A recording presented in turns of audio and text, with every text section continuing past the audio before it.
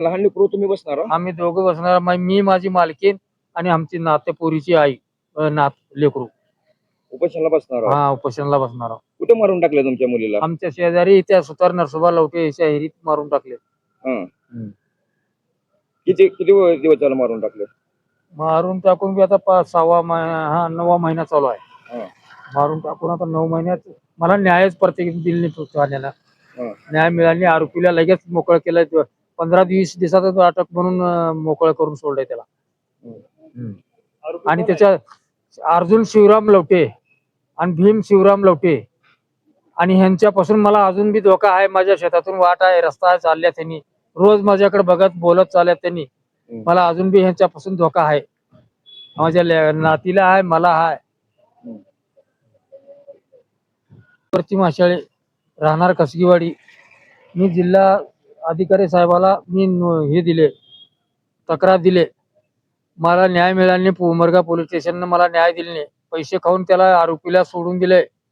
मला न्याय मिळावा म्हणून मी जिल्हा अधिकाऱ्यापाशी साहेबापाशी येऊन मी हे दिले. तुम्ही त्यांना लग्न झाल्यावर त्याला तिच्या संकटच गेला तर गेला. पण तिने नवऱ्यापाशी तुझं माझं समान झालं बाबा, तुझं बी लगीन झाले, माझं बी लगीन झाले, तुझ्या हात जोडून पाया पडते, माझ्या मागं लागून मला नवरा करून दिलेत आई बापानं म्हणलं तर तिच्या घरपोच जाऊन फोना लावून तिला तिचं नाणं तोडून रोज नवऱ्याला एकदा दोनदा फोन लावल्यावर दिवसातून 2दा-3दा फोन लावायचे.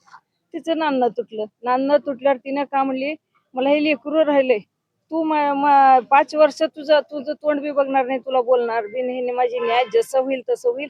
नवरा तर पाहिजे एक, नाही तर तू तर ठेवून घे एक म्हणून तिने न्याय मला द्या म्हणून सरपंच ह्याला पोलीस पाटलाला आणि गावातल्या नेताजीला ह्या दोघाला 6 महिने सांगतो तिने. बरं न्याय तिने ह्या पंचायती केली नाही 6 महिने सांगतो तिने पंचायती घातलं नाही. ते गुपितल्या गुपित ह्या पुरीला वेगळं बोलायचे, आम्हाला वेगळं बोलायचे.